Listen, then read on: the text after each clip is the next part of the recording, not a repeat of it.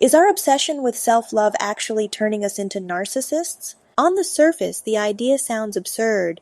Who could argue against loving yourself? It's painted everywhere, from Instagram captions to motivational TikToks, as the ultimate solution to insecurity, heartbreak, even burnout. Love yourself first and everything else falls into line. But what if Freud was right when he warned that too much self-regard doesn't set you free?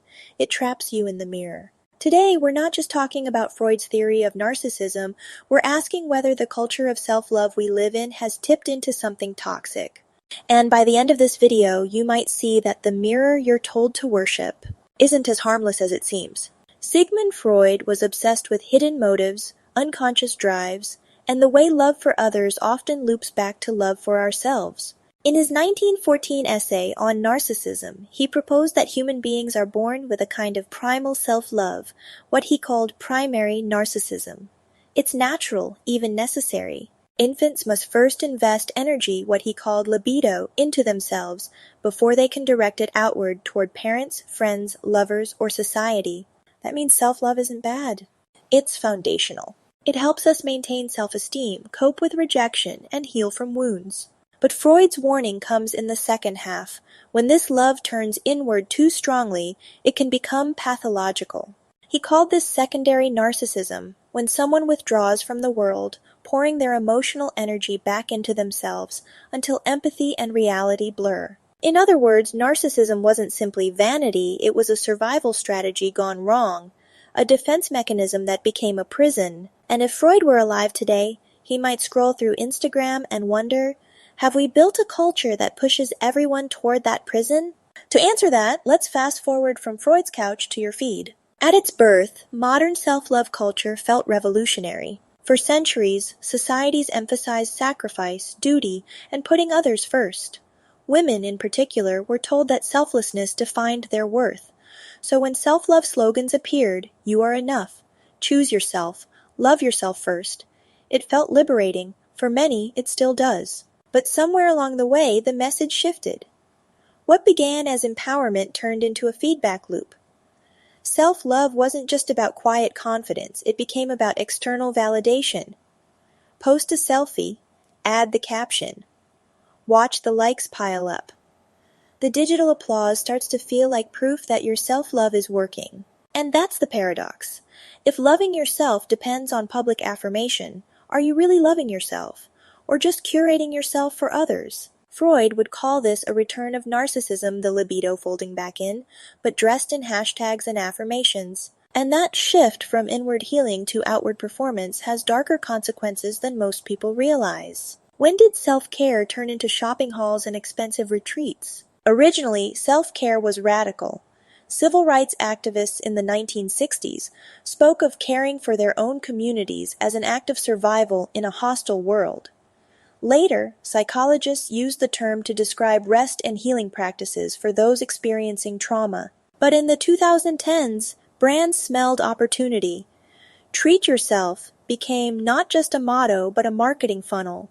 Skincare, wellness apps, crystals, luxury getaways, all packaged as acts of self-love. Suddenly, taking care of yourself wasn't about resilience, it was about consumption. Critics began asking, is self-love culture just capitalism wearing yoga pants? Because if your worth depends on what products you buy to prove you love yourself, that's not liberation, it's another cage. And worse, it trains people to mistake indulgence for healing, to believe that bubble baths erase trauma or that affirmations erase loneliness. But you don't have to take the critic's word for it, therapists themselves are raising the alarm. Talk to many modern therapists, and you'll hear a strange tension. On one hand, they encourage clients to set boundaries, to honor their needs, to avoid people-pleasing.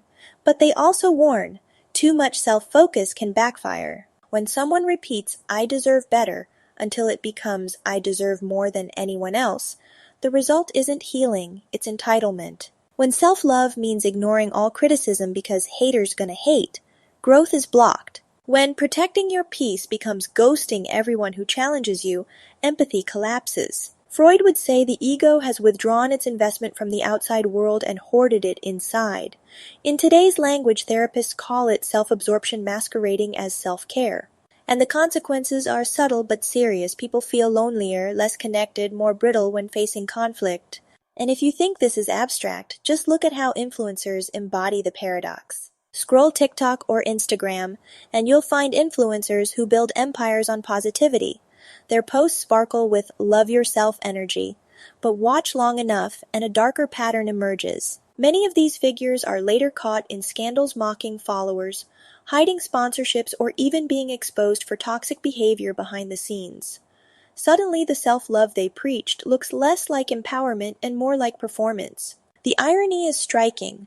The louder someone insists on self-love, the more they sometimes reveal self-absorption. Like Narcissus staring at his reflection in the water, they can't look away.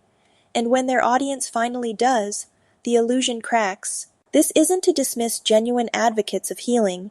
It's to point out the fragility of a culture that packages self-worth as content. Because when your reflection is your brand, you'll do anything to keep it polished, even if it means hiding your real wounds. Which raises the question, what happens when not just individuals, but entire generations start walking this path? Here's where Freud's warning turns chilling. If narcissism is a defense against vulnerability, what happens when society teaches everyone to defend at once? When the dominant message is, love yourself first, protect your peace, cut off anyone who disagrees, stay unbothered? Sociologists already speak of the narcissism epidemic, citing studies where younger generations score higher on narcissistic traits than their parents. Now, is that just cultural bias, or is there truth behind it? Social media only amplifies it. Likes, followers, main character energy. These reward systems encourage not just self-expression, but self-obsession.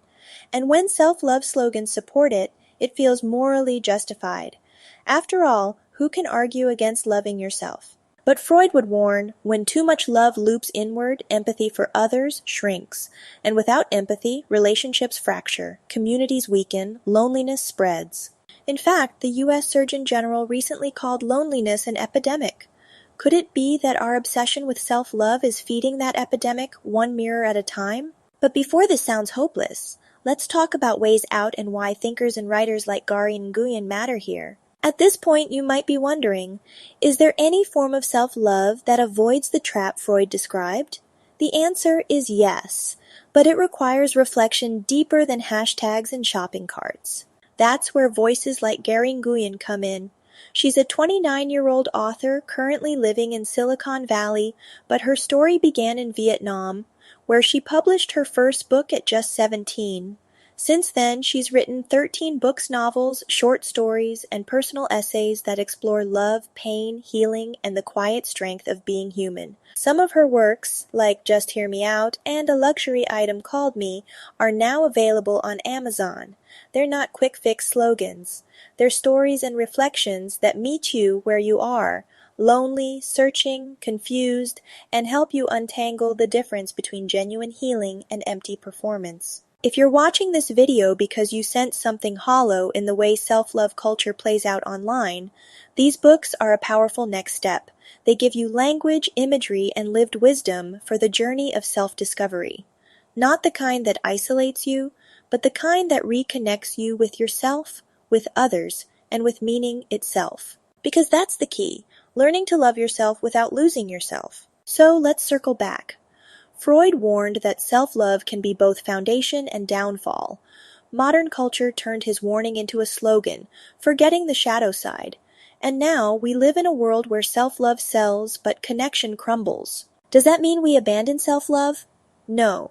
It means we practice a version rooted in truth, not performance. It means we stop mistaking indulgence for healing or validation for self-worth. Freud gave us the diagnosis. The cure is up to us. And maybe it begins by asking a simple question. When you say you love yourself, are you nurturing your soul or just polishing your reflection? That's the challenge I'll leave with you. Think beyond the slogans. Seek depth, not just affirmation. And if you want a companion on that path, explore writers like Gary Nguyen. Because real self-love is not about escaping the mirror. It's about finally seeing yourself clearly and still choosing to grow.